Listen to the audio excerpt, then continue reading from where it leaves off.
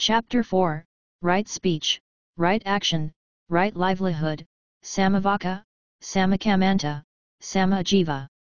The next three path factors, right speech, right action, and right livelihood, may be treated together, as collectively they make up the first of the three divisions of the path, the division of moral discipline, Silakhandha. Though the principles laid down in this section restrain immoral actions and promote good conduct, their ultimate purpose is not so much ethical as spiritual. They are not prescribed merely as guides to action, but primarily as aids to mental purification. As a necessary measure for human well-being, ethics has its own justification in the Buddha's teaching, and its importance cannot be underrated. But in the special context of the Noble Eightfold Path, ethical principles are subordinate to the path's governing goal, final deliverance from suffering. Thus, for the moral training to become a proper part of the path, it has to be taken up under the tutelage of the first two factors, right view and right intention, and to lead beyond to the trainings in concentration and wisdom. Though the training in moral discipline is listed first among the three groups of practices, it should not be regarded lightly. It is the foundation for the entire path, essential for the success of the other trainings. The Buddha himself frequently urged his disciples to adhere to the rules of discipline, seeing danger in the slightest fault.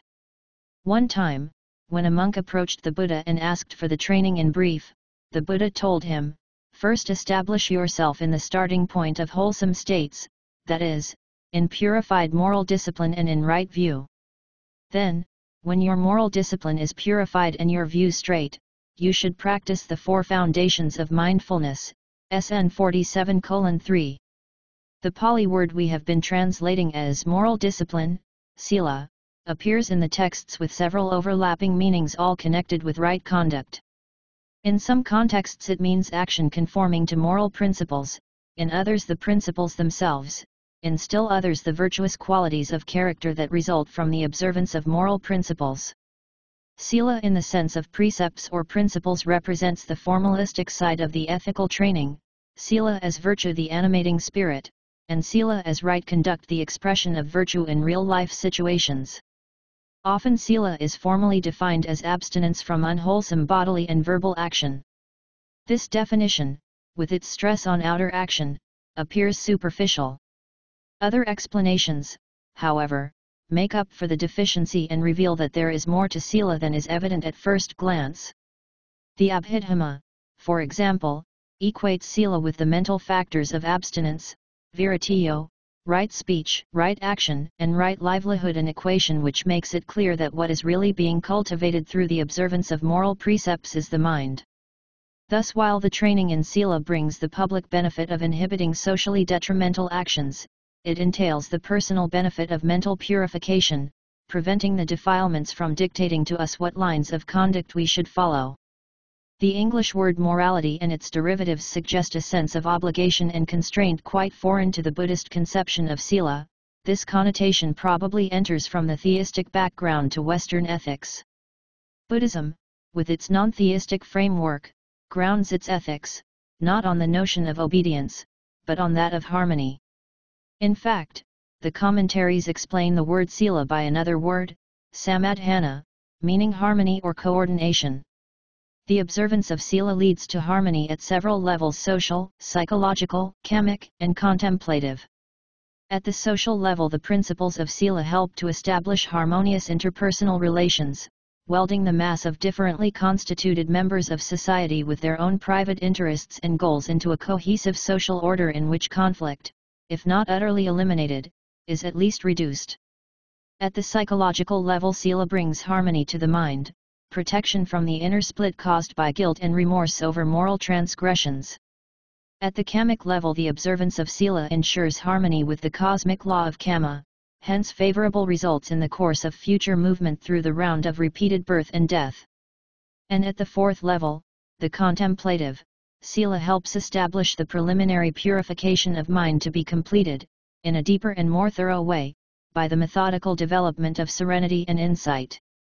When briefly defined, the factors of moral training are usually worded negatively, in terms of abstinence. But there is more to sila than refraining from what is wrong. Each principle embedded in the precepts, as we will see, actually has two aspects, both essential to the training as a whole.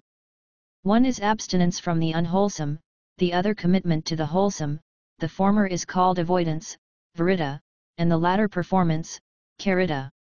At the outset of training, the Buddha stresses the aspect of avoidance. He does so, not because abstinence from the unwholesome is sufficient in itself, but to establish the steps of practice in proper sequence.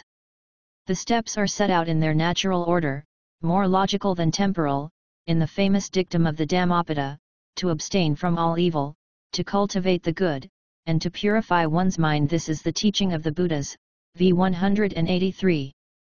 The other two steps, cultivating the good and purifying the mind, also receive their due, but to ensure their success, a resolve to avoid the unwholesome is a necessity. Without such a resolve, the attempt to develop wholesome qualities is bound to issue in a warped and stunted pattern of growth. The training in moral discipline governs the two principal channels of outer action, speech and body, as well as another area of vital concern, one's way of earning a living. Thus the training contains three factors: right speech, right action, and right livelihood. These we will now examine individually, following the order in which they are set forth in the usual exposition of the path. Right speech, Sammavaka. The Buddha divides right speech into four components: abstaining from false speech, abstaining from slanderous speech, abstaining from harsh speech, and abstaining from idle chatter. Because the effects of speech are not as immediately evident as those of bodily action, its importance and potential is easily overlooked. But a little reflection will show that speech and its offshoot, the written word, can have enormous consequences for good or for harm. In fact, whereas for beings such as animals who live at the pre-verbal level physical action is of dominant concern, for humans immersed in verbal communication speech gains the ascendancy. Speech can break lives, create enemies, and start wars, or it can give wisdom, heal divisions, and create peace.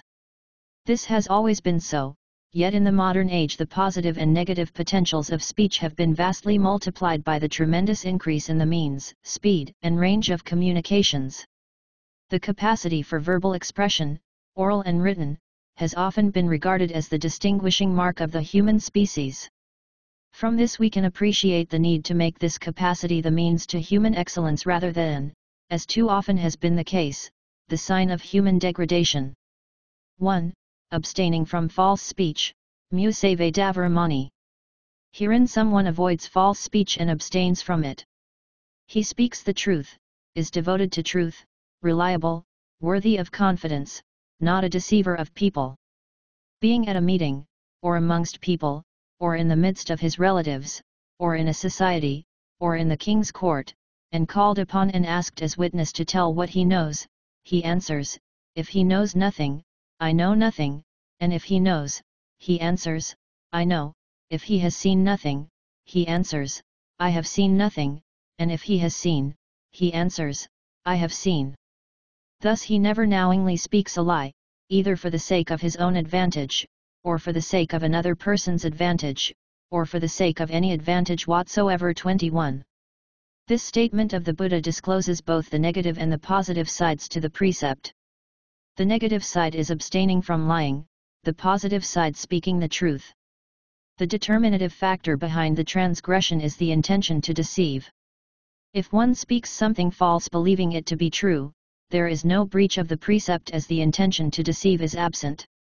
Though the deceptive intention is common to all cases of false speech, lies can appear in different guises depending on the motivating root, whether greed, hatred, or delusion. Greed as the chief motive results in the lie aimed at gaining some personal advantage for oneself or for those close to oneself, material wealth, position, respect, or admiration. With hatred as the motive, false speech takes the form of the malicious lie, the lie intended to hurt and damage others. When delusion is the principal motive, the result is a less pernicious type of falsehood, the irrational lie, the compulsive lie, the interesting exaggeration, lying for the sake of a joke. The Buddha's stricture against lying rests upon several reasons. For one thing, lying is disruptive to social cohesion. People can live together in society only in an atmosphere of mutual trust, where they have reason to believe that others will speak the truth, by destroying the grounds for trust and inducing mass suspicion, widespread lying becomes the harbinger signaling the fall from social solidarity to chaos. But lying has other consequences of a deeply personal nature at least equally disastrous. By their very nature, lies tend to proliferate. Lying once and finding our word suspect, we feel compelled to lie again to defend our credibility, to paint a consistent picture of events. So the process repeats itself, the lies stretch, multiply, and connect until they lock us into a cage of falsehoods from which it is difficult to escape. The lie is thus a miniature paradigm for the whole process of subjective illusion. In each case, the self-assured creator, sucked in by his own deceptions, eventually winds up their victim. Such considerations probably lie behind the words of counsel the Buddha spoke to his son, the young novice Rahula, soon after the boy was ordained. One day the Buddha came to Rahula, pointed to a bowl with a little bit of water in it, and asked, "Rahula, do you see this bit of water left in the bowl?" Rahula answered, "Yes, sir." So little, Rahula, is the spiritual achievement, samana, lit recluseship, of one who is not afraid to speak a deliberate lie. Then the Buddha threw the water away, put the bowl down, and said, "Do you see, Rahula, how that water has been discarded?" In the same way, one who tells a deliberate lie discards whatever spiritual achievement he has made. Again he asked, "Do you see how this bowl is now empty?" In the same way, one who has no shame in speaking lies is empty of spiritual achievement. Then the Buddha turned the bowl upside down and said, "Do you see, Rahula, how this bowl has been turned upside down?" In the same way, one who tells a deliberate lie turns his spiritual achievements upside down and becomes incapable of progress. Therefore, the Buddha concluded, one should not speak a deliberate lie even in jest 22. It is said that in the course of his long training for enlightenment over many lives, a bodhisattva can break all the moral precepts except the pledge to speak the truth. The reason for this is very profound, and reveals that the commitment to truth has a significance transcending the domain of ethics and even mental purification, taking us to the domains of knowledge and being. Truthful speech provides, in the sphere of interpersonal communication, a parallel to wisdom in the sphere of private understanding. The two are respectively the outward and inward modalities of the same commitment to what is real. Wisdom consists in the realization of truth, and truth, Sakka, is not just a verbal proposition but the nature of things as they are. To realize truth, our whole being has to be brought into accord with actuality, with things as they are, which requires that in communications with others we respect things as they are by speaking the truth. Truthful speech establishes a correspondence between our own inner being and the real nature of phenomena, allowing wisdom to rise up and fathom their real nature. Thus, much more than an ethical principle, devotion to truthful speech is a matter of taking our stand on reality rather than illusion, on the truth grasped by wisdom rather than the fantasies woven by desire. 2. Abstaining from slanderous speech, Paisuna Yavake Avramani. He avoids slanderous speech and abstains from it. What he has heard here he does not repeat there, so as to cause dissension there, and what he has heard there he does not repeat here, so as to cause dissension here. Thus he unites those that are divided, and those that are united he encourages. Concord gladdens him, he delights and rejoices in concord, and it is concord that he spreads by his words. 23. Slanderous speech is speech intended to create enmity and division, to alienate one person or group from another. The motive behind such speech is generally aversion, resentment of a rival's success or virtues, the intention to tear down others by verbal denigrations. Other motives may enter the picture as well, the cruel intention of causing hurt to others, the evil desire to win affection for oneself, the perverse delight in seeing friends divided. Slanderous speech is one of the most serious moral transgressions. The root of hate makes the unwholesome kamma already heavy enough, but since the action usually occurs after deliberation, the negative force becomes even stronger because premeditation adds to its gravity. When the slanderous statement is false, the two wrongs of falsehood and slander combine to produce an extremely powerful unwholesome kamma. The canonical texts record several cases in which the calumny of an innocent party led to an immediate rebirth in the plane of misery. The opposite of slander, as the Buddha indicates, is speech that promotes friendship and harmony. Such speech originates from a mind of loving kindness and sympathy.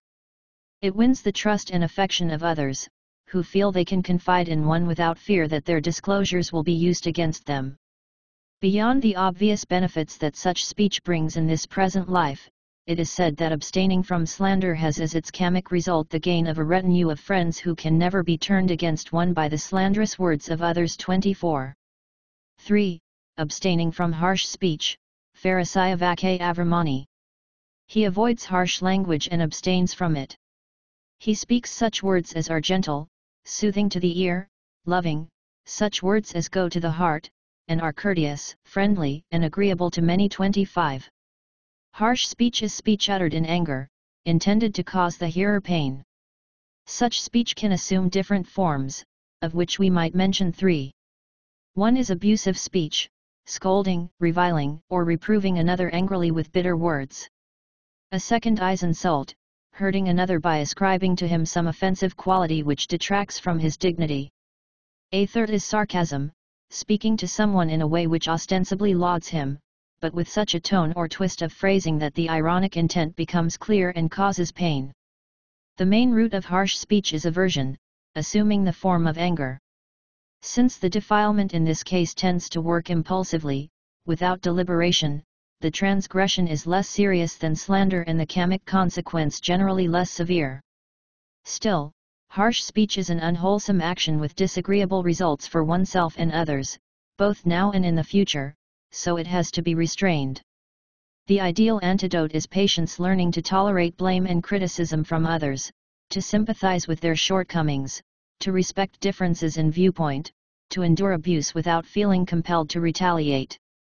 The Buddha calls for patience even under the most trying conditions. Even if, monks, robbers and murderers saw through your limbs and joints, whosoever should give way to anger thereat would not be following my advice. For thus ought you to train yourselves, undisturbed shall our mind remain, with heart full of love, and free from any hidden malice, and that person shall we penetrate with loving thoughts, wide, deep, boundless, freed from anger and hatred. 26. 4. Abstaining from idle chatter, Samphapala Pavaramani. He avoids idle chatter and abstains from it. He speaks at the right time, in accordance with facts, speaks what is useful, speaks of the Dhamma and the discipline. His speech is like a treasure, uttered at the right moment, accompanied by reason, moderate and full of sense. 27. Idle chatter is pointless talk, speech that lacks purpose or depth. Such speech communicates nothing of value, but only stirs up the defilements in one's own mind and in others. The Buddha advises that idle talk should be curbed and speech restricted as much as possible to matters of genuine importance. In the case of a monk, the typical subject of the passage just quoted, his words should be selective and concerned primarily with the Dhamma. Lay persons will have more need for affectionate small talk with friends and family, polite conversation with acquaintances, and talk in connection with their line of work. But even then they should be mindful not to let the conversation stray into pastures where the restless mind, always eager for something sweet or spicy to feed on, might find the chance to indulge its defiling propensities. The traditional exegesis of abstaining from idle chatter refers only to avoiding engagement in such talk oneself. But today it might be of value to give this factor a different slant, made imperative by certain developments peculiar to our own time, unknown in the days of the Buddha and the ancient commentators. This is avoiding exposure to the idle chatter constantly bombarding us through the new media of communication created by modern technology. An incredible array of devices: television, radio, newspapers, pulp journals, the cinema turns out a continuous stream of needless information and distracting entertainment, the net effect of which is to leave the mind passive, vacant, and sterile. All these developments, naively accepted as progress, threaten to blunt our aesthetic and spiritual sensitivities and deafen us to the higher call of the contemplative life. Serious aspirants on the path to liberation have to be extremely discerning in what they allow themselves to be exposed to.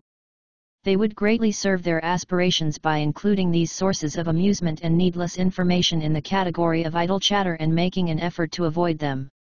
Right action, Samma commentat.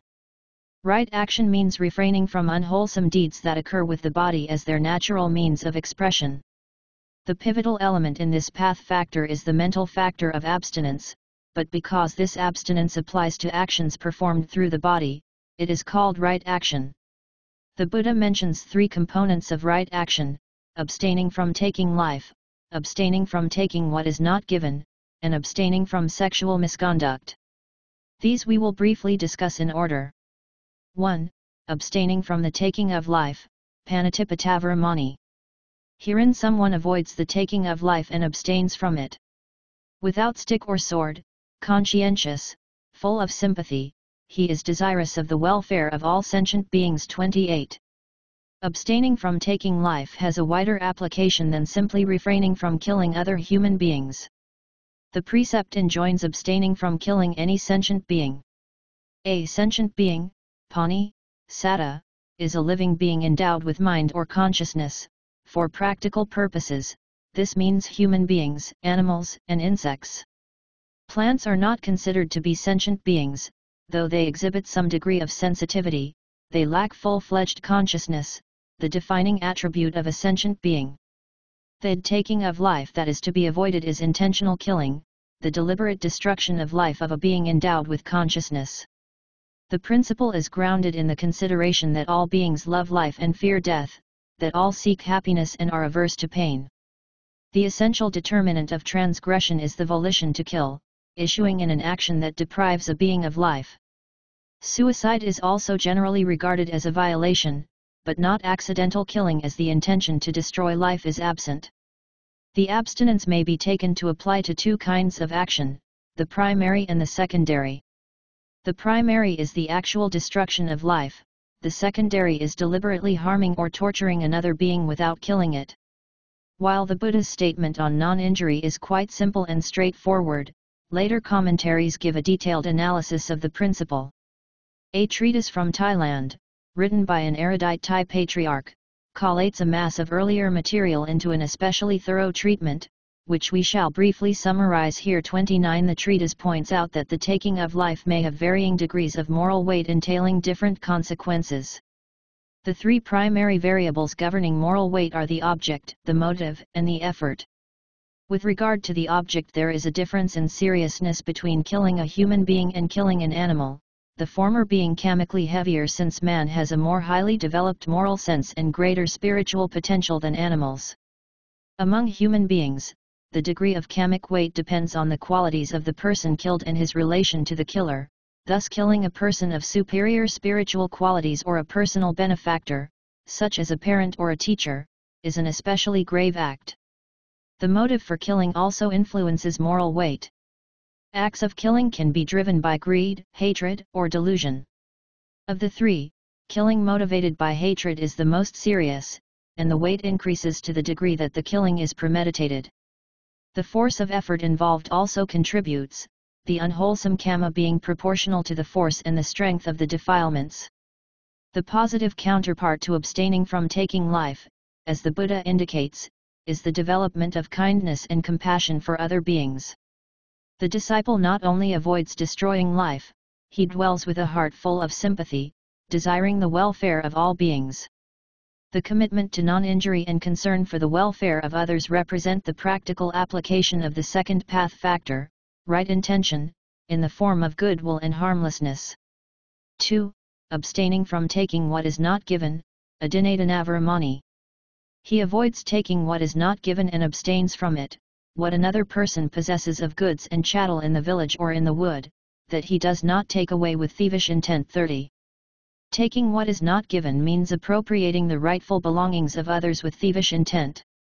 If one takes something that has no owner, such as unclaimed stones, wood, or even gems extracted from the earth, the act does not count as a violation even though these objects have not been given. But also implied as a transgression, though not expressly stated, is withholding from others what should rightfully be given to them. Commentaries mention a number of ways in which taking what is not given can be committed.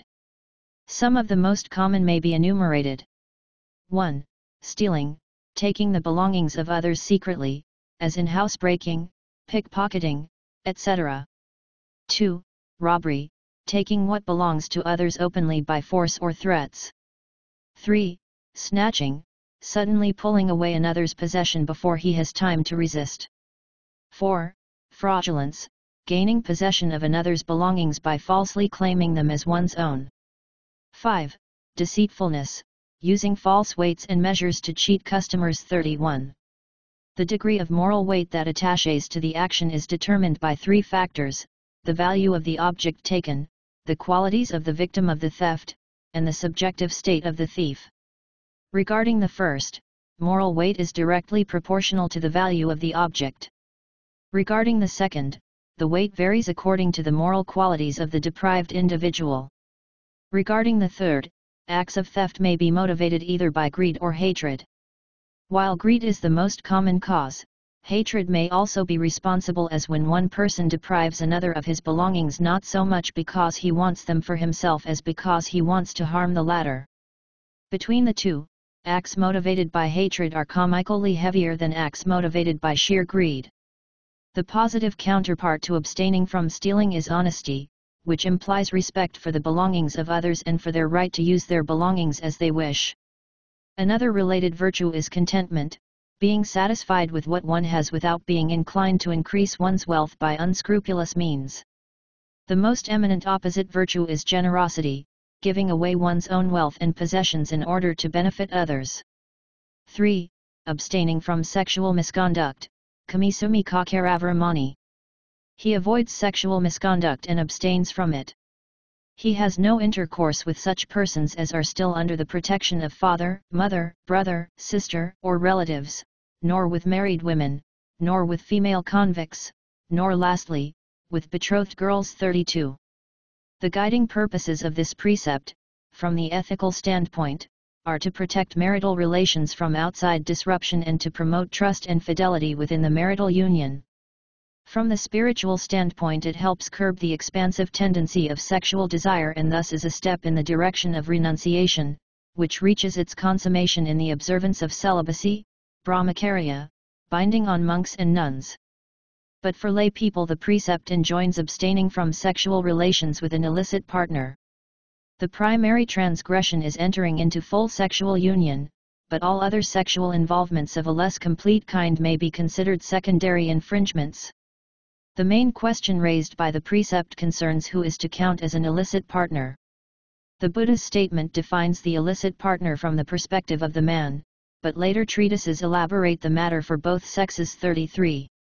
For a man, three kinds of women are considered illicit partners. 1. A woman who is married to another man. This includes, besides a woman already married to a man, a woman who is not his legal wife but is generally recognized as his consort, who lives with him or is kept by him or is in some way acknowledged as his partner. All these women are illicit partners for men other than their own husbands. This class would also include a woman engaged to another man. But a widow or divorced woman is not out of bounds, provided she is not excluded for other reasons. 2. A woman still under protection. This is a girl or woman who is under the protection of her mother, father, relatives, or others rightfully entitled to be her guardians. This provision rules out elopements or secret marriages contrary to the wishes of the protecting party. 3. A woman prohibited by convention. This includes close female relatives forbidden as partners by social tradition, nuns, and other women under a vow of celibacy, and those prohibited as partners by the law of the land. From the standpoint of a woman, two kinds of men are considered illicit partners. 1. For a married woman, any man other than her husband is out of bounds. Thus a married woman violates the precept if she breaks her vow of fidelity to her husband. But a widow or divorcee is free to remarry. 2. For any woman, any man forbidden by convention, such as close relatives and those under a vow of celibacy, is an illicit partner. Besides these, any case of forced, violent, or coercive sexual union constitutes a transgression. But in such a case the violation falls only on the offender, not on the one compelled to submit. The positive virtue corresponding to the abstinence is, for lay people, marital fidelity. Husband and wife should each be faithful and devoted to the other, content with the relationship, and should not risk a breakup to the union by seeking outside partners. The principle does not, however, confine sexual relations to the marital union. It is flexible enough to allow for variations depending on social convention. The essential purpose, as was said, is to prevent sexual relations which are hurtful to others. When mature independent people, though unmarried, enter into a sexual relationship through free consent, so long as no other person is intentionally harmed, no breach of the training factor is involved. Ordained monks and nuns, including men and women who have undertaken the 8 or 10 precepts, are obliged to observe celibacy. They must abstain not only from sexual misconduct, but from all sexual involvements, at least during the period of their vows.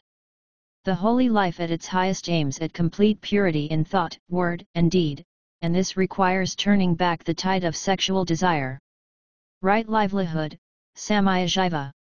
Right livelihood is concerned with ensuring that one earns one's living in a righteous way. For a lay disciple, the Buddha teaches that wealth should be gained in accordance with certain standards.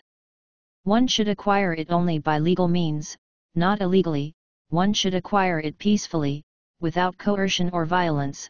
One should acquire it honestly, not by trickery or deceit, and one should acquire it in ways which do not entail harm and suffering for others. 34 The Buddha mentions 5 specific kinds of livelihood which bring harm to others and are therefore to be avoided: dealing in weapons, in living beings, including raising animals for slaughter as well as slave trade, and prostitution, in meat production and butchery, in poisons, and in intoxicants, and 5:177. He further names several dishonest means of gaining wealth which fall under wrong livelihood: practicing deceit, treachery, soothsaying, trickery, and usury, MN 117. Obviously, any occupation that requires violation of right speech and right action is a wrong form of livelihood, but other occupations, such as selling weapons or intoxicants, may not violate those factors and yet be wrong because of their consequences for others. The Thai treatise discusses the positive aspects of right livelihood under the 3 convenient headings of rightness regarding actions, rightness regarding persons, and rightness regarding objects. 35 Rightness regarding actions means that workers should fulfill their duties diligently and conscientiously, not idling away time, claiming to have worked longer hours than they did, or pocketing the company's goods. Rightness regarding persons means that due respect and consideration should be shown to employers, employees, colleagues, and customers. An employer, for example, should assign his workers chores according to their ability, pay them adequately, promote them when they deserve a promotion, and give them occasional vacations and bonuses. Colleagues should try to cooperate rather than compete, while merchants should be equitable in their dealings with customers. Rightness regarding objects means that in business transactions and sales the articles to be sold should be presented truthfully. There should be no deceptive advertising, misrepresentations of quality or quantity, or dishonest maneuvers. Chapter V, Right Effort, Samma. The purification of conduct established by the prior 3 factors serves as the basis for the next division of the path, the division of concentration, samadhikandha.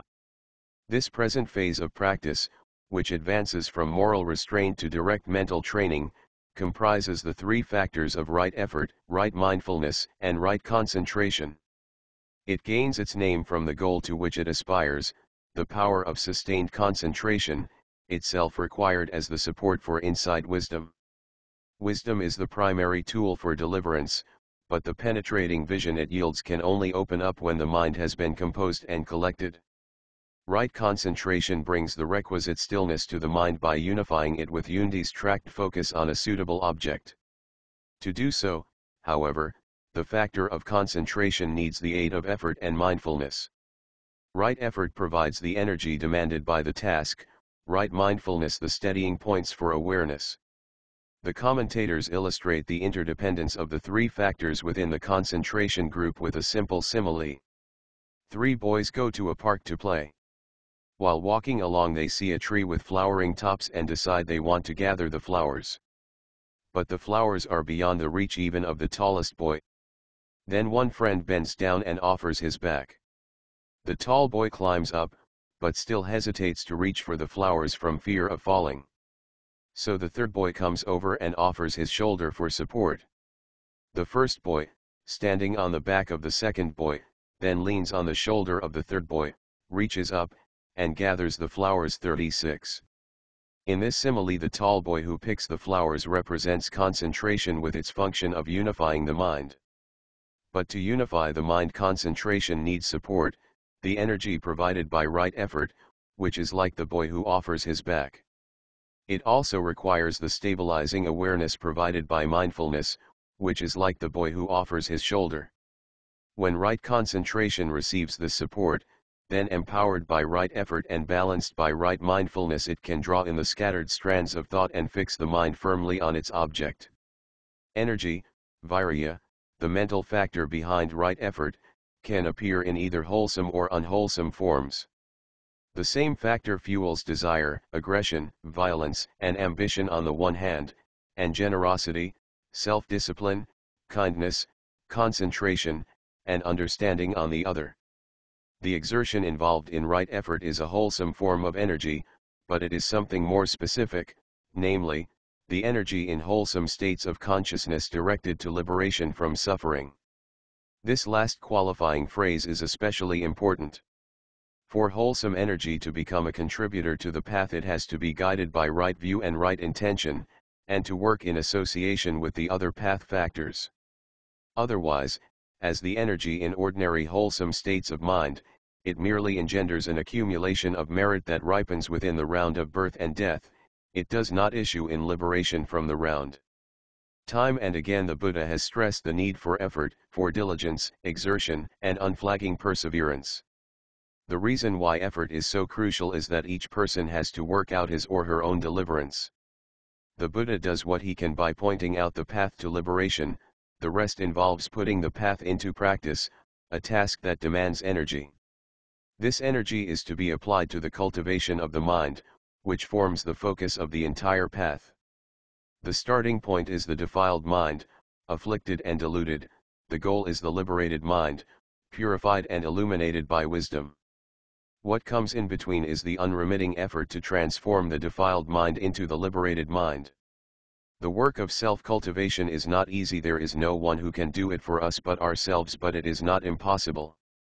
The Buddha himself and his accomplished disciples provide the living proof that the task is not beyond our reach. They assure us, too, that anyone who follows the path can accomplish the same goal. But what is needed is effort, the work of practice taken up with the determination, I shall not give up my efforts until I have attained whatever is attainable by manly perseverance, energy, and endeavor. 37. The nature of the mental process affects a division of right effort into four great endeavors. To prevent the arising of unarisen unwholesome states. To abandon unwholesome states that have already arisen. To arouse wholesome states that have not yet arisen. To maintain and perfect wholesome states already arisen. The unwholesome states, akusaladhamma, are the defilements, and the thoughts, emotions, and intentions derived from them, whether breaking forth into action or remaining confined within. The wholesome states, kusaladhamma, are states of mind untainted by defilements, especially those conducing to deliverance. Each of the two kinds of mental states imposes a double task. The unwholesome side requires that the defilements lying dormant be prevented from erupting and that the active defilements already present be expelled. The wholesome side requires that the undeveloped liberating factors first be brought into being, then persistently developed to the point of full maturity. Now we will examine each of these four divisions of right effort, giving special attention to their most fertile field of application, the cultivation of the mind through meditation. 1. To prevent the arising of unarisen unwholesome states. Herein the disciple rouses his will to avoid the arising of evil, unwholesome states that have not yet arisen, and he makes effort, stirs up his energy, exerts his mind and strives. 38. The first side of right effort aims at overcoming unwholesome states, states of mind tainted by defilements. Insofar as they impede concentration, the defilements are usually presented in a fivefold set called the five hindrances: pankanivarana, sensual desire, ill will, dullness and drowsiness, restlessness and worry, and doubt. 39. They receive the name hindrances because they block the path to liberation. They grow up and over the mind, preventing calm and insight, the primary instruments for progress. The first two hindrances, sensual desire and ill will, are the strongest of the set, the most formidable barriers to meditative growth, representing, respectively, the unwholesome roots of greed and aversion. The other three hindrances, less toxic but still obstructive, are offshoots of delusion, usually in association with other defilements. Sensual desire is interpreted in two ways. Sometimes it is understood in a narrow sense as lust for the five strands of sense pleasure, i.e., agreeable sights, sounds, smells, tastes, and touches. Sometimes a broader interpretation is given, by which the term becomes inclusive of craving in all its modes, whether for sense pleasures, wealth, power, position, fame, or anything else it can settle upon. The second hindrance, ill will, is a synonym for aversion. It comprises hatred, anger, resentment, repulsion of every shade, whether directed towards other people, towards oneself, towards objects, or towards situations. The third hindrance, dullness and drowsiness, is a compound of two factors linked together by their common feature of mental unwieldiness. One is dullness, dana, manifest as mental inertia; the other is drowsiness, mitta, seen in mental sinking, heaviness of mind, or excessive inclination to sleep. At the opposite extreme is the fourth hindrance, restlessness and worry. This too is a compound with its two members linked by their common feature of disquietude. Restlessness, uddhaka, is agitation or excitement, which drives the mind from thought to thought with speed and frenzy. Worry, kukuksa, is remorse over past mistakes and anxiety about their possible undesired consequences.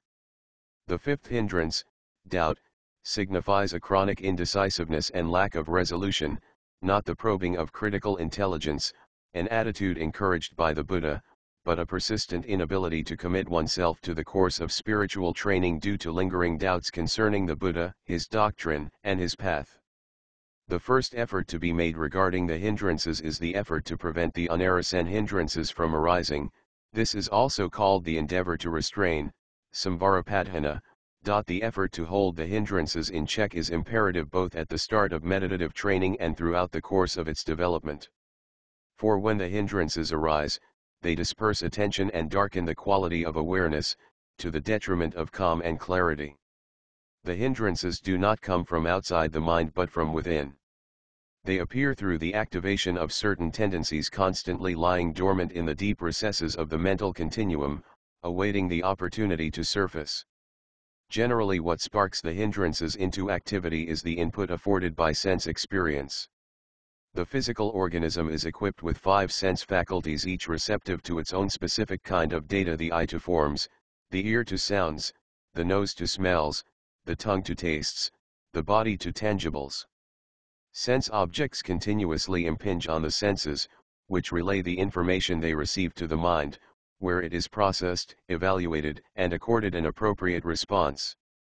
But the mind can deal with the impressions it receives in different ways, governed in the first place by the manner in which it attends to them. When the mind adverts to the incoming data carelessly, with unwise consideration, ionasomatisakara, the sense objects tend to stir up unwholesome states. They do this either directly, through their immediate impact, or else indirectly by depositing memory traces which later may swell up as the objects of defiled thoughts, images, and fantasies. As a general rule, the defilement that is activated corresponds to the object. Attractive objects provoke desire, disagreeable objects provoke ill will, and indeterminate objects provoke the defilements connected with delusion. Since an uncontrolled response to the sensory input stimulates the latent defilements, what is evidently needed to prevent them from arising is control over the senses. Thus the Buddha teaches, as the discipline for keeping the hindrances in check, an exercise called the restraint of the sense faculties, indriya samvara. When he perceives a form with the eye, a sound with the ear, an odor with the nose, a taste with the tongue, an impression with the body, or an object with the mind, he apprehends neither the sign nor the particulars. And he strives to ward off that through which evil and unwholesome states, greed and sorrow, would arise, if he remained with unguarded senses, and he watches over his senses, restrains his senses. 40. Restraint of the senses does not mean denial of the senses, retreating into a total withdrawal from the sensory world. This is impossible, and even if it could be achieved, the real problem would still not be solved, for the defilements lie in the mind, not in the sense organs or objects.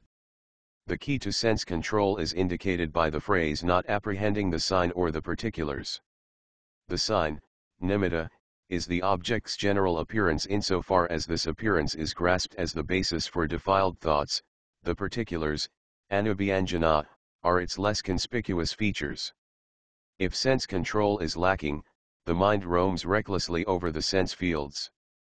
First it grasps the sign, which sets the defilements into motion, then it explores the particulars, which permits them to multiply and thrive. To restrain the senses requires that mindfulness and clear understanding be applied to the encounter with the sense fields. Sense consciousness occurs in a series, as a sequence of momentary cognitive acts each having its own special task. The initial stages in the series occur as automatic functions. First the mind adverts to the object, then apprehends it, then admits the percept, examines it, and identifies it. Immediately following the identification a space opens up in which there occurs a free evaluation of the object leading to the choice of a response. When mindfulness is absent, the latent defilements, pushing for an opportunity to emerge, will motivate a wrong consideration. One will grasp the sign of the object, explore its details, and thereby give the defilements their opportunity. On account of greed one will become fascinated by an agreeable object, on account of aversion one will be repelled by a disagreeable object.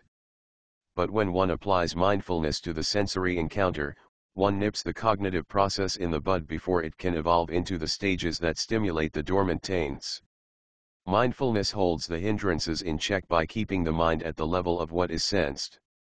It rivets awareness on the given, preventing the mind from embellishing the datum with ideas born of greed, aversion, and delusion. Then, with this loosened awareness as a guide, the mind can proceed to comprehend the object as it is, without being led astray. 2. To abandon the arisen unwholesome states.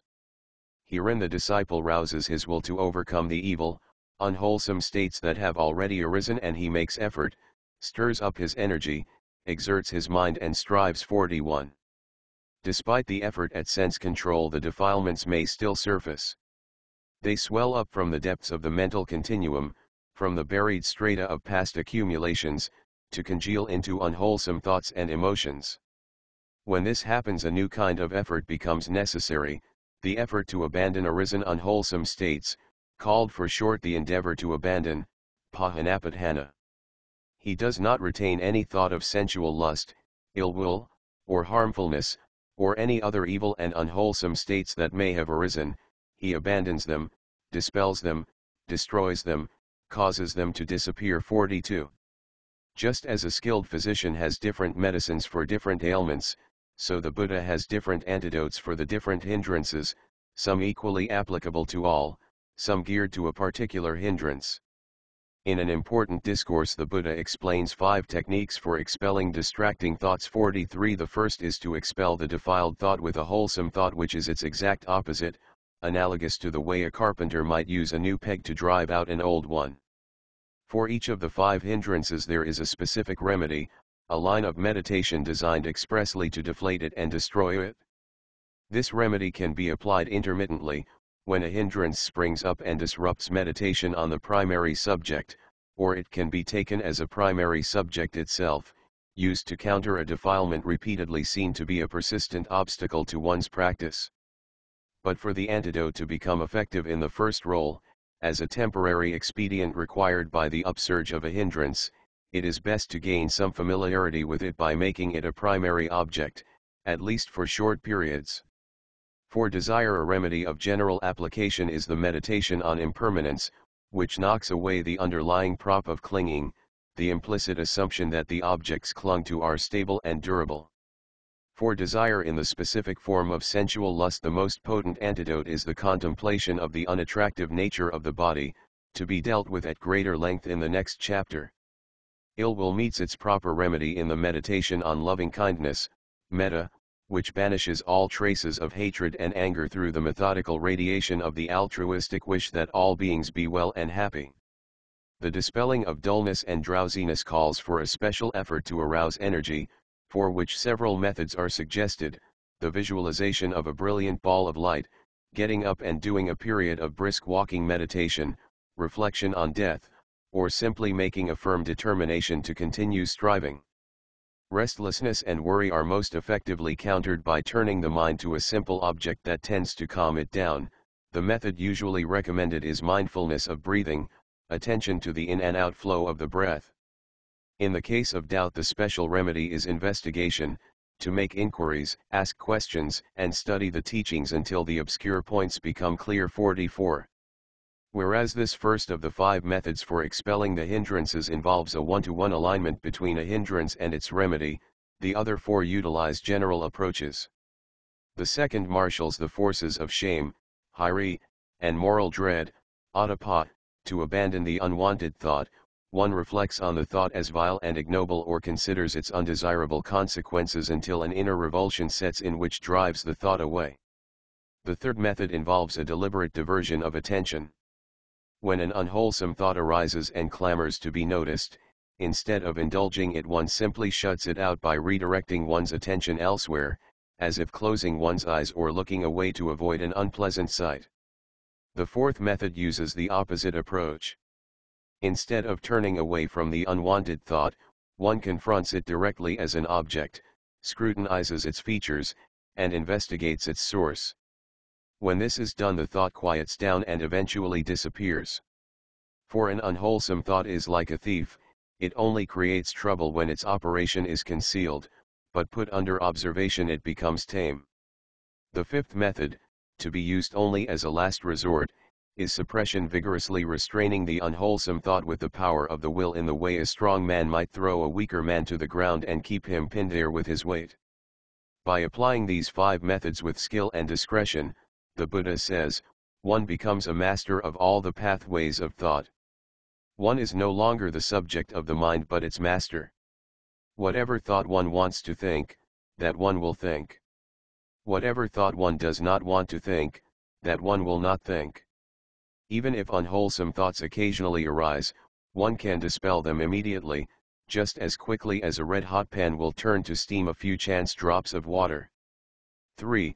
To arouse uneris and wholesome states. Herein the disciple rouses his will to arouse wholesome states that have not yet arisen, and he makes effort, stirs up his energy, exerts his mind and strives. 45. Simultaneously with the removal of defilements, right effort also imposes the task of cultivating wholesome states of mind. This involves 2 divisions, the arousing of wholesome states not yet arisen and the maturation of wholesome states already arisen.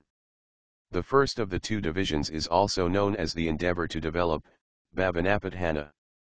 Though the wholesome states to be developed can be grouped in various ways: serenity and insight, the 4 foundations of mindfulness, the 8 factors of the path, etc. The Buddha lays special stress on a set called the 7 factors of enlightenment: sattva-jhanga, mindfulness, investigation of phenomena, energy, rapture, tranquility, concentration, and equanimity.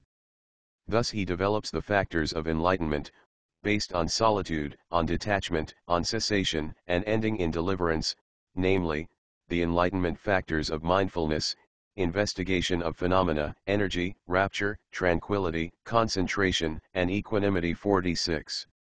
The 7 states are grouped together as enlightenment factors both because they lead to enlightenment and because they constitute enlightenment. In the preliminary stages of the path they prepare the way for the great realization, in the end they remain as its components. The experience of enlightenment, perfect and complete understanding, is just these 7 components working in unison to break all shackles and bring final release from sorrow. The way to enlightenment starts with mindfulness. Mindfulness clears the ground for insight into the nature of things by bringing to light phenomena in the now, the present moment, stripped of all subjective commentary, interpretations, and projections. Then, when mindfulness has brought the bare phenomena into focus, the factor of investigation steps in to search out their characteristics, conditions, and consequences. Whereas mindfulness is basically receptive, investigation is an active factor which unflinchingly probes, analyzes, and dissects phenomena to uncover their fundamental structures. The work of investigation requires energy, the third factor of enlightenment, which mounts in 3 stages. The first, inceptive energy, shakes off lethargy and arouses initial enthusiasm. As the work of contemplation advances, energy gathers momentum and enters the second stage, perseverance, wherein it propels the practice without slackening. Finally, at the peak, energy reaches the third stage, invincibility, where it drives contemplation forward, leaving the hindrances powerless to stop it. As energy increases, the fourth factor of enlightenment is quickened. This is rapture, a pleasurable interest in the object. Rapture gradually builds up, ascending to ecstatic heights, waves of bliss run through the body, the mind glows with joy, fervor, and confidence intensify. But these experiences, as encouraging as they are, still contain a flaw. They create an excitation verging on restlessness. With further practice, however, rapture subsides and a tone of quietness sets in, signaling the rise of the fifth factor, tranquility. Rapture remains present, but it is now subdued, and the work of contemplation proceeds with self-possessed serenity. Tranquility brings to ripeness concentration, the sixth factor, one-pointed unification of mind. Then, with the deepening of concentration, the last enlightenment factor comes into dominance. This is equanimity, inward poise, and balance free from the 2 defects of excitement and inertia. When inertia prevails, energy must be aroused. When excitement prevails, it is necessary to exercise restraint. But when both defects have been vanquished, the practice can unfold evenly without need for concern. The mind of equanimity is compared to the driver of a chariot. When the horses are moving at a steady pace, he neither has to urge them forward nor to hold them back, but can just sit comfortably and watch the scenery go by. Equanimity has the same onlooking quality. When the other factors are balanced, the mind remains poised, watching the play of phenomena. 4. To maintain arisen wholesome states.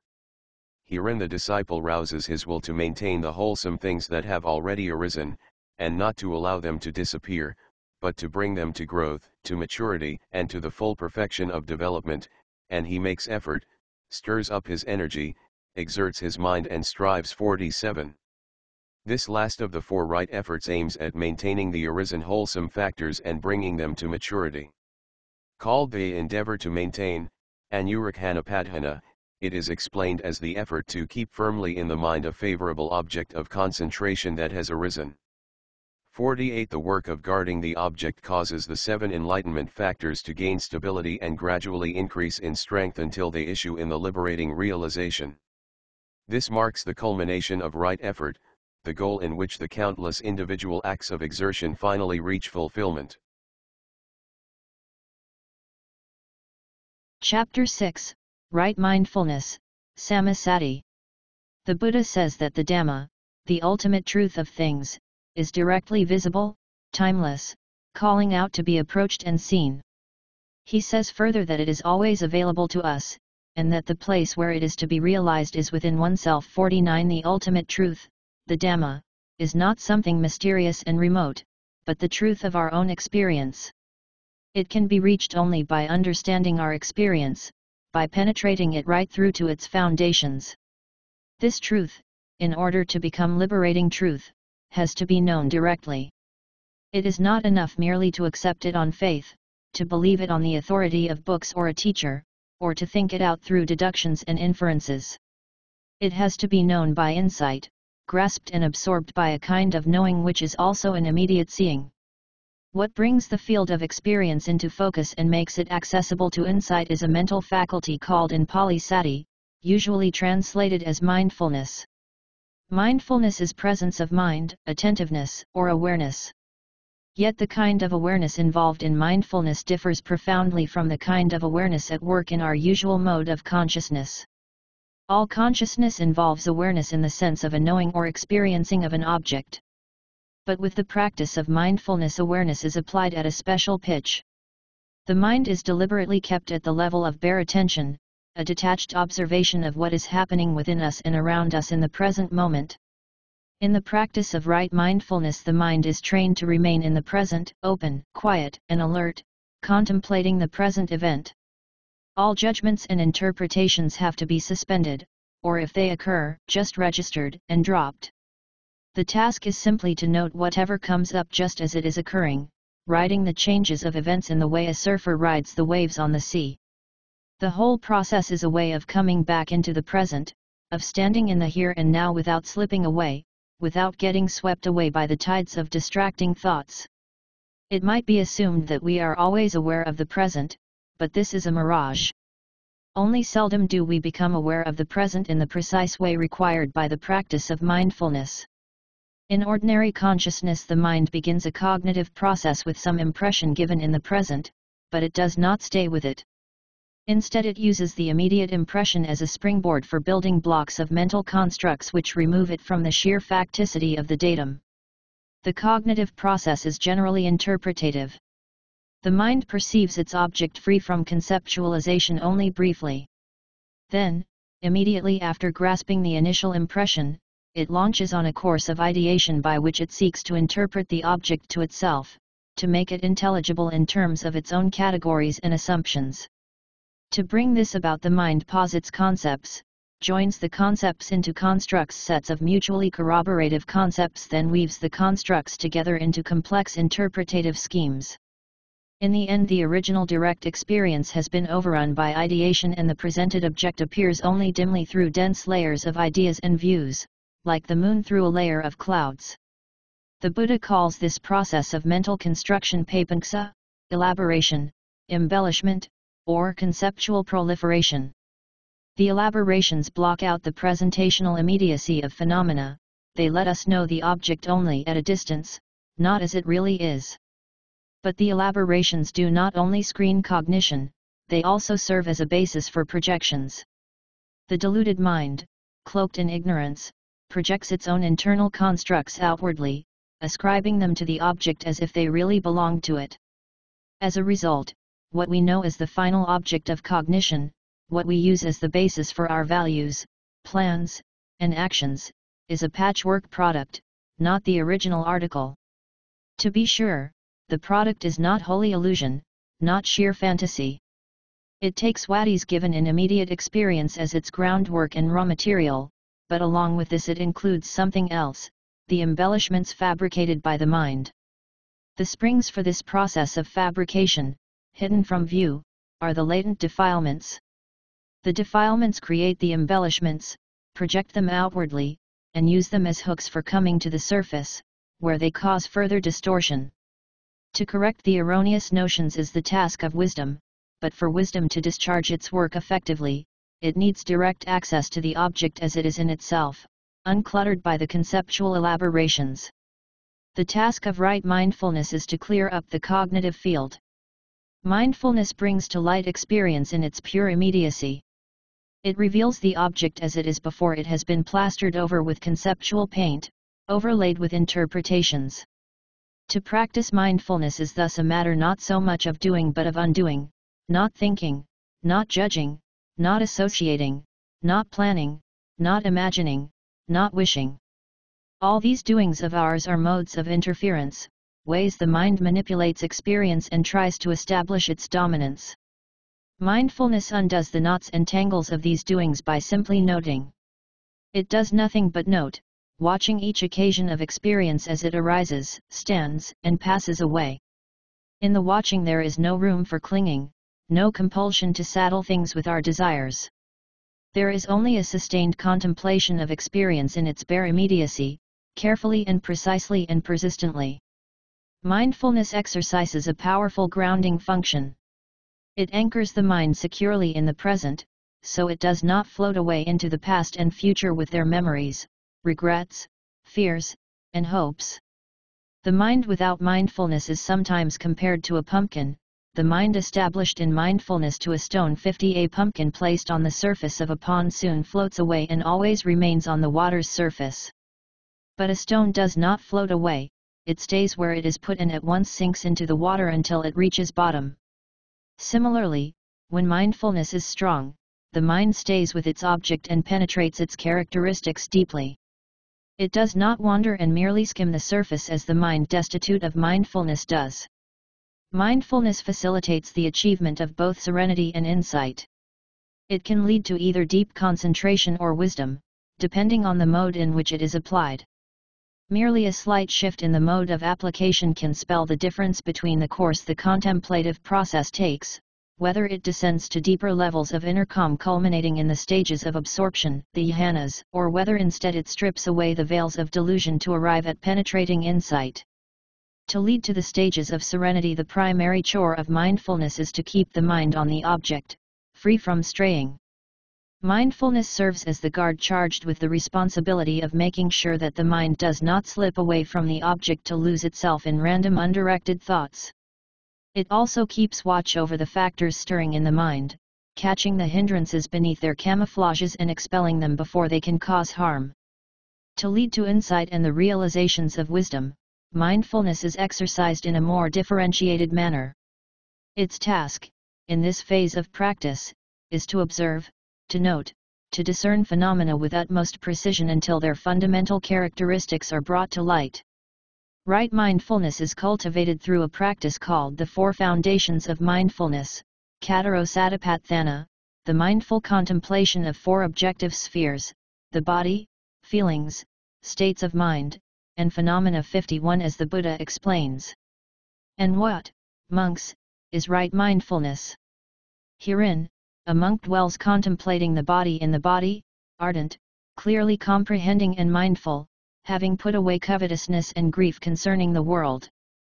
He dwells contemplating feelings in feelings, states of mind in states of mind, phenomena in phenomena, ardent, clearly comprehending and mindful, having put away covetousness and grief concerning the world. 52. The Buddha says that the four foundations of mindfulness form the only way that leads to the attainment of purity, to the overcoming of sorrow and lamentation, to the end of pain and grief, to the entering upon the right path and the realization of nibbana.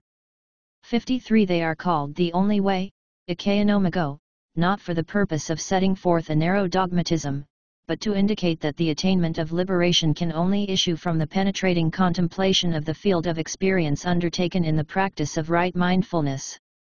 Of the four applications of mindfulness, the contemplation of the body is concerned with the material side of existence, the other three are concerned principally, though not solely, with the mental side. The completion of the practice requires all four contemplations. Though no fixed order is laid down in which they are to be taken up, the body is generally taken first as the basic sphere of contemplation, the others come into view later, when mindfulness has gained in strength and clarity. Limitations of space do not allow for a complete explanation of all four foundations. Here we have to settle for a brief synopsis. 1. Contemplation of the body, Kayanupassana. The Buddha begins his exposition of the body with contemplation of the mindfulness of breathing, Anapanasati. Though not required as a starting point for meditation, in actual practice mindfulness of breathing usually serves as the root meditation subject, Malayamatthana, the foundation for the entire course of contemplation. It would be a mistake, however, to consider this subject merely an exercise for neophytes. By itself mindfulness of breathing can lead to all the stages of the path culminating in full awakening. In fact, it was this meditation subject that the Buddha used on the night of his own enlightenment. He also reverted to it throughout the years during his solitary retreats, and constantly recommended it to the monks, praising it as peaceful and sublime, an unadulterated blissful abiding, which banishes at once and stills evil unwholesome thoughts as soon as they arise. MN 118. Mindfulness of breathing can function so effectively as a subject of meditation because it works with a process that is always available to us, the process of respiration. What it does to turn this process into a basis for meditation is simply to bring it into the range of awareness by making the breath an object of observation. The meditation requires no special intellectual sophistication, only awareness of the breath. One merely breathes naturally through the nostrils, keeping the breath in mind at the contact point around the nostrils or upper lip, where the sensation of breath can be felt as the air moves in and out. There should be no attempt to control the breath or to force it into predetermined rhythms, only a mindful contemplation of the natural process of breathing in and out. The awareness of breath cuts through the complexities of discursive thinking, rescues us from pointless wandering in the labyrinth of vain imaginings, and grounds us solidly in the present. For whenever we become aware of breathing, really aware of it, we can be aware of it only in the present, never in the past or the future. The Buddha's exposition of mindfulness of breathing involves 4 basic steps. The first 2, which are not necessarily sequential, require that a long inhalation or exhalation be noted as it occurs, and that a short inhalation or exhalation be noted as it occurs. One simply observes the breath moving in and out, observing it as closely as possible, noting whether the breath is long or short. As mindfulness grows sharper, the breath can be followed through the entire course of its movement, from the beginning of an inhalation through its intermediary stages to its end, then from the beginning of an exhalation through its intermediary stages to its end. This third step is called clearly perceiving the entire breath, body. The fourth step, calming the bodily function, involves a progressive quieting down of the breath and its associated bodily functions until they become extremely fine and subtle. Beyond these 4 basic steps lie more advanced practices which direct mindfulness of breathing towards deep concentration and insight. 54. Another practice in the contemplation of the body, which extends meditation outwards from the confines of a single fixed position, is mindfulness of the postures. The body can assume 4 basic postures: walking, standing, sitting, and lying down, and a variety of other positions marking the change from one posture to another. Mindfulness of the postures focuses full attention on the body in whatever position it assumes. When walking, one is aware of walking; when standing, one is aware of standing; when sitting, one is aware of sitting; when lying down, one is aware of lying down; when changing postures, one is aware of changing postures.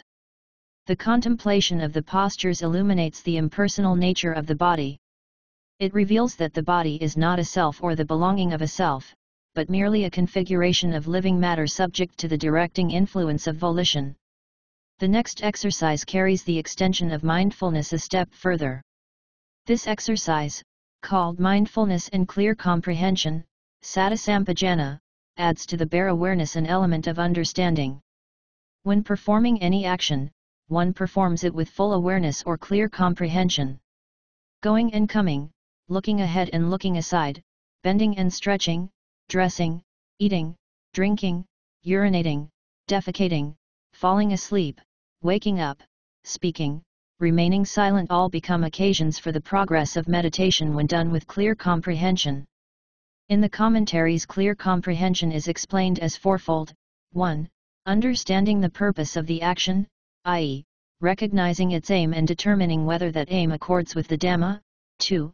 Understanding suitability, i.e., knowing the most efficient means to achieve one's aim. 3. Understanding the range of meditation, i.e., keeping the mind constantly in a meditative frame even when engaged in action. And 4. Understanding without delusion, i.e., seeing the action as an impersonal process devoid of a controlling ego entity. 55. This last aspect will be explored more thoroughly in the last chapter, on the development of wisdom. The next 2 sections on mindfulness of the body present analytical contemplations intended to expose the body's real nature. One of these is the meditation on the body's unattractiveness, already touched on in connection with right effort; the other, the analysis of the body into the 4 primary elements. The first, the meditation on unattractiveness. 56 is designed to counter infatuation with the body, especially in its form of sexual desire. The Buddha teaches that the sexual drive is a manifestation of craving, thus a cause of dukkha that has to be reduced and extricated as a precondition for bringing dukkha to an end. The meditation aims at weakening sexual desire by depriving the sexual urge of its cognitive underpinning, the perception of the body as sensually alluring. Sensual desire rises and falls together with this perception. It springs up because we view the body as attractive, it declines when this perception of beauty is removed. The perception of bodily attractiveness in turn lasts only so long as the body is looked at superficially, grasped in terms of selected impressions. To counter that perception, we have to refuse to stop with these impressions but proceed to inspect the body at a deeper level, with a probing scrutiny grounded in dispassion. Precisely this is what is undertaken in the meditation on unattractiveness, which turns back the tide of sensuality by pulling away its perceptual prop. The meditation takes one's own body as object, since for a neophyte to start off with the body of another, especially a member of the opposite sex, might fail to accomplish the desired result. Using visualization as an aid, one mentally dissects the body into its components and investigates them one by one, bringing their repulsive nature to light. The texts mention 32 parts: head hairs, body hairs, nails, teeth, skin, flesh, sinews, bones, marrow, kidneys, heart, liver, diaphragm, spleen, lungs, large intestines, small intestines, stomach contents, excrement, brain, bile, phlegm, pus, blood, sweat, fat, tears, grease, snot, spittle, synovial fluid, and urine. The repulsiveness of the parts implies the same for the whole. The body seen close up is truly unattractive, its beautiful appearance a mirage. But the aim of this meditation must not be misapprehended. The aim is not to produce aversion and disgust but detachment, to extinguish the fire of lust by removing its fuel. 57. The other analytical contemplation deals with the body in a different way. This meditation, called the analysis into elements, Dhatuvavatthana, sets out to counter our innate tendency to identify with the body by exposing the body's essentially impersonal nature. The means it employs, as its name indicates, is the mental dissection of the body into the four primary elements, referred to by the archaic names earth, water, fire, and air, but actually signifying the four principal behavioral modes of matter, solidity, fluidity, heat, and oscillation. The solid element is seen most clearly in the body's solid parts, the organs, tissues, and bones; the fluid element, in the bodily fluids; the heat element, in the body's temperature; the oscillation element, in the respiratory process. The break with the identification of the body as I or myself is effected by a widening of perspective after the elements have come into view. Having analyzed the body into the elements, one then considers that all four elements, the chief aspects of bodily existence, are essentially identical with the chief aspects of external matter, with which the body is in constant interchange. When one vividly realizes this through prolonged meditation, one ceases to identify with the body, ceases to cling to it. One sees that the body is nothing more than a particular configuration of changing material processes which support a stream of changing mental processes. There is nothing here that can be considered a truly existent self, nothing that can provide a substantial basis for the sense of personal identity. 58. The last exercise in mindfulness of the body is a series of cemetery meditations, contemplations of the body's disintegration after death, which may be performed either imaginatively, with the aid of pictures, or through direct confrontation with a corpse. By any of these means one obtains a clear mental image of a decomposing body, then applies the process to one's own body, considering, this body, now so full of life, has the same nature and is subject to the same fate. It cannot escape death, cannot escape disintegration, but must eventually die and decompose. Again, the purpose of this meditation should not be misunderstood. The aim is not to indulge in a morbid fascination with death and corpses, but to sunder our egoistic clinging to existence with a contemplation sufficiently powerful to break its hold. The clinging to existence subsists through the implicit assumption of permanence. In the sight of a corpse we meet the teacher who proclaims unambiguously, everything formed is impermanent. 2. Contemplation of feeling, Vedananupasana. The next foundation of mindfulness is feeling, Vedana. The word feeling is used here, not in the sense of emotion, a complex phenomenon best subsumed under the third and fourth foundations of mindfulness, but in the narrower sense of the affective tone or hedonic quality of experience. This may be of three kinds, yielding three principal types of feeling: pleasant feeling, painful feeling, and neutral feeling. The Buddha teaches that feeling is an inseparable concomitant of consciousness, since every act of knowing is colored by some affective tone. Thus feeling is present at every moment of experience. It may be strong or weak, clear or indistinct, but some feeling must accompany the cognition. Feeling arises in dependence on a mental event called contact, phasa. Contact marks the coming together of consciousness with the object via a sense faculty. It is the factor by virtue of which consciousness touches the object presenting itself to the mind through the sense organ. Thus there are 6 kinds of contact distinguished by the 6 sense faculties: eye contact, ear contact, nose contact, tongue contact, body contact, and mind contact, and 6 kinds of feeling distinguished by the contact from which they spring. Feeling acquires special importance as an object of contemplation because it is feeling that usually triggers the latent defilements into activity.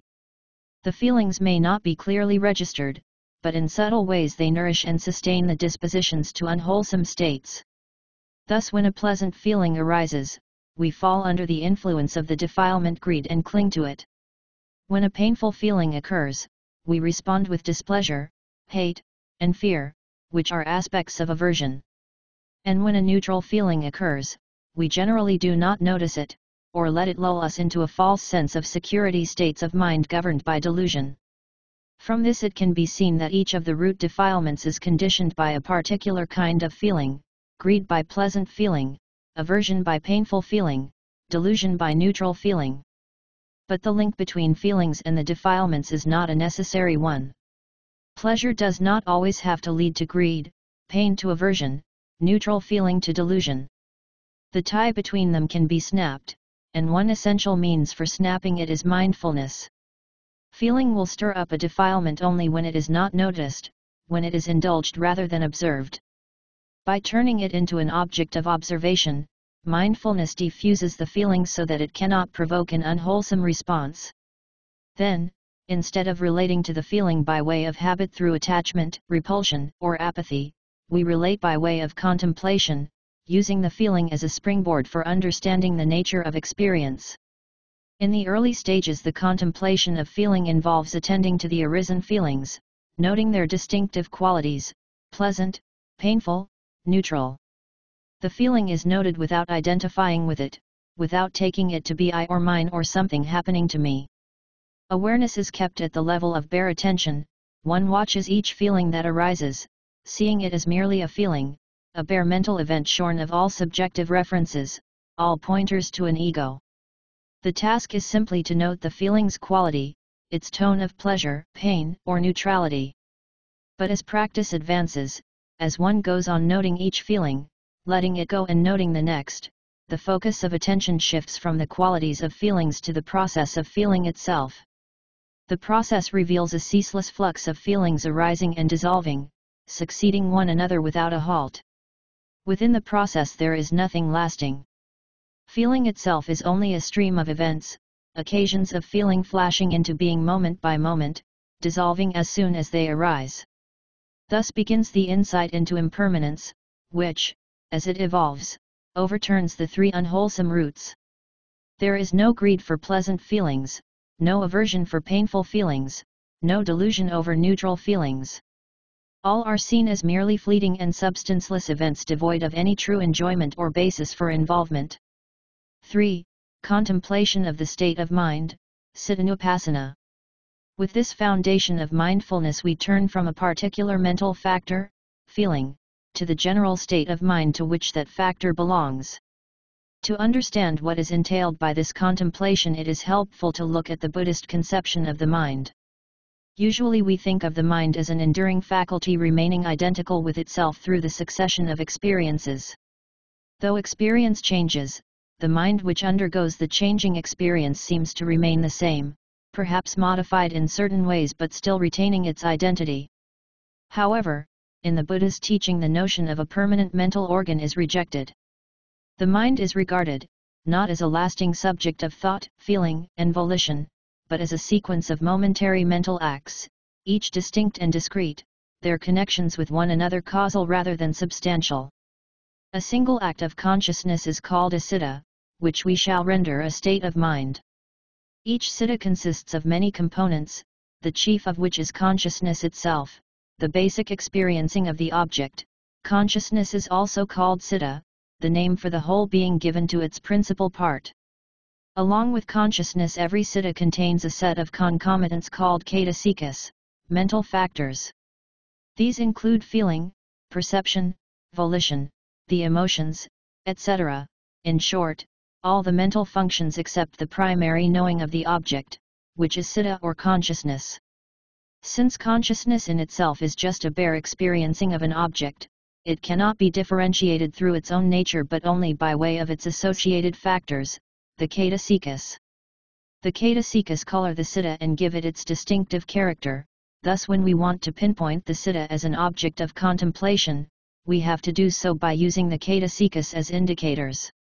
In his exposition of the contemplation of the state of mind, the Buddha mentions, by reference to caitasikas, 16 kinds of citta to be noted: the mind with lust, the mind without lust, the mind with aversion, the mind without aversion, the mind with delusion, the mind without delusion, the cramped mind, the scattered mind, the developed mind, the undeveloped mind, the surpassable mind, the unsurpassable mind, the concentrated mind, the unconcentrated mind, the freed mind, the unfreed mind.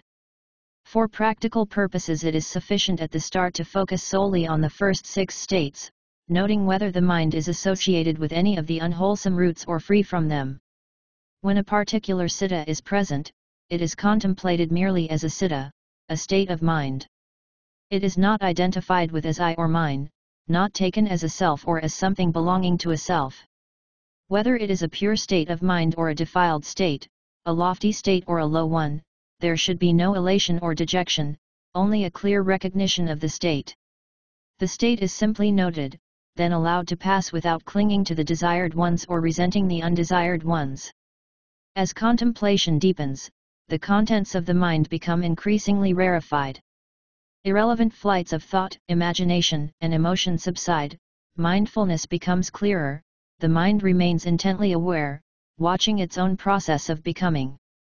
At times there might appear to be a persisting observer behind the process, but with continued practice even this apparent observer disappears. The mind itself, the seemingly solid, stable mind, dissolves into a stream of cittas flashing in and out of being moment by moment, coming from nowhere and going nowhere, yet continuing in sequence without pause. 4. Contemplation of phenomena, Dhammanupassana. In the context of the 4th foundation of mindfulness, the multivalent word Dhamma, here intended in the plural, has 2 interconnected meanings, as the account in the sutta shows. One meaning is caitasikas, the mental factors, which are now attended to in their own right apart from their role as coloring the state of mind, as was done in the previous contemplation. The other meaning is the elements of actuality, the ultimate constituents of experience as structured in the Buddha's teaching. To convey both senses we render Dhamma as phenomena, for lack of a better alternative. But when we do so, this should not be taken to imply the existence of some noumenon or substance behind the phenomena. The point of the Buddha's teaching of anatta egolessness is that the basic constituents of actuality are bare phenomena, sutta Dhamma, occurring without any noumenal support. The sutta section on the contemplation of phenomena is divided into 5 subsections, each devoted to a different set of phenomena: the 5 hindrances, the 5 aggregates, the 6 inner and outer sense bases, the 7 factors of enlightenment, and the 4 noble truths. Among these, the 5 hindrances and the 7 enlightenment factors are Dhamma in the narrower sense of mental factors, the others are Dhamma in the broader sense of constituents of actuality. In the 3rd section, however, on the sense bases, there is a reference to the fetters that arise through the senses. These can also be included among the mental factors. In the present chapter we shall deal briefly only with the 2 groups that may be regarded as Dhamma in the sense of mental factors. We already touched on both of these in relation to right effort, chapter v. now we shall consider them in specific connection with the practice of right mindfulness. We shall discuss the other types of Dhamma, the 5 aggregates and the 6 senses in the final chapter, in relation to the development of wisdom. The 5 hindrances and 7 factors of enlightenment require special attention because they are the principal impediments and aids to liberation. The hindrances: sensual desire, ill will, dullness and drowsiness, restlessness and worry, and doubt generally become manifest in an early stage of practice, soon after the initial expectations and gross disturbances subside.